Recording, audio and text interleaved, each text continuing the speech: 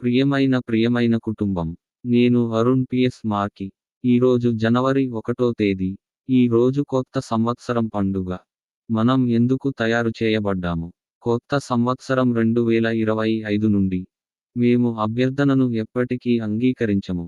వీటన్నిటికీ ప్రభువు పౌషమాసంలోని కొత్త శీతాకాలపు రోజున ఏమి చేసినా, గాలి ప్రమాదం చలిలోనూ అదే జరుగుతుంది. మొత్తం చాలా ప్రమాదకరమైన శీతాకాలం. మొదటి బైబిల్ పద్యం, ఇర్మీయా అధ్యాయం 30వ వచనం 11. నేను నీతో ఉన్నాను మరియు నిన్ను రక్షిస్తాను అని ప్రభువు ప్రకటించాడు. నేను నిన్ను చెదరగొట్టే దేశాలన్నిటినీ పూర్తిగా నాశనం చేసినప్పటికీ, నేను నిన్ను పూర్తిగా నాశనం చేయను. నేను నిన్ను శిక్షిస్తాను, కానీ న్యాయంతో మాత్రమే. నేను అనుమతించను. మీరు పూర్తిగా శిక్షించబడరు. ఈ పద్యం తీర్పు మరియు ఆశ రెండింటి సందేశాన్ని తెలియజేస్తుంది. దేవుడు తన ప్రజలను వారి పాపాలకు శిక్షిస్తానని, వారిని పూర్తిగా విడిచిపెట్టనని హామీ ఇస్తున్నాడు. అతను వారిని న్యాయంగా క్రమశిక్షణ చేస్తాడు, కానీ చివరికి అతను వారిని రక్షిస్తాడు. రెండవ బైబిల్ పద్యం, ద్వితీయోపదేశకాండము అధ్యాయం 31వ వచనం 7. అప్పుడు మోషే యెహోషువను పిలిచి ఇశ్రాయేలీయులందరి ఎదుట అతనితో ఇలా అన్నాడు: బలవంతుడు మరియు ధైర్యము కలిగి ఉండు. ఈ ప్రజలకు ఇస్తానని వారి పూర్వీకులకు యెహోవా ప్రమాణం చేసిన దేశానికి నీవు వారితో పాటు వెళ్లి దానిని వారికి పంచాలి, వారి వారసత్వంగా. ఈ పద్యం పాత నిబంధన కథనంలో ఒక ముఖ్యమైన క్షణాన్ని సూచిస్తుంది. మోషే నుండి జాషువాకు నాయకత్వం బదిలీ.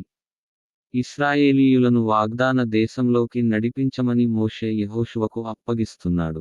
చివరి బైబిల్ పద్యం, కీర్తన అధ్యాయం 34వ వచనం 7. ప్రభువునందు ఆనందించుడి, ఆయన నీ హృదయ కోరికలను తీర్చును.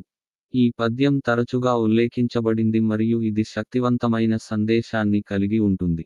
మీరు భగవంతునిలో మీ ఆనందాన్ని మరియు నెరవేర్పును కనుగొంటే, అతను మీ కోరికలను తన చిత్తంతో సరిచేస్తాడు మరియు చివరికి ఆ కోరికలను నెరవేరుస్తాడు. ప్రార్థిద్దాం. ఓ తల్లి వేలంకన్ని, ఈరోజు జనవరి.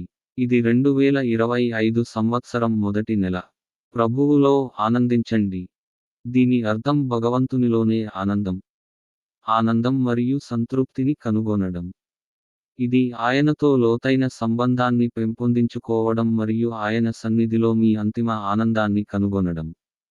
ప్రధాన సందేశం ప్రోత్సాహం మరియు సాధికారత. యాస్టరిస్క్, బలంగా మరియు ధైర్యంగా ఉండండి. ఇది జాషువాకు ప్రత్యక్ష ఆదేశం. ముందున్న సవాళ్లను ఎదుర్కొనేందుకు ధైర్యంగా మరియు దృఢంగా ఉండమని ఆయనను కోరారు. యాస్టరిస్క్, మీరు ఈ ప్రజలతో కలిసి దేశానికి వెళ్ళాలి, మరియు మీరు దానిని వారి మధ్య పంచుకోవాలి. ఇది జాషువా యొక్క మిషన్ను స్పష్టంగా నిర్వచిస్తుంది. ఇశ్రాయేలీయులను కనానులోకి నడిపించడం మరియు వారికి భూమిని వారి వారసత్వంగా కేటాయించడం. ఈ పద్యం బలమైన నాయకత్వం యొక్క ప్రాముఖ్యతను మరియు తన ప్రజలకు దేవుడు చేసిన వాగ్దానాల నెరవేర్పును నొక్కి చెబుతుంది. తన జ్ఞాపకార్థం ఈ వేడుకను పునరావృతం చేయాలని ఆయన తన అనుచరులకు పిలుపునిచ్చారు. ఆమేన్. నా యూట్యూబ్ ఛానల్ని మర్చిపోవద్దు.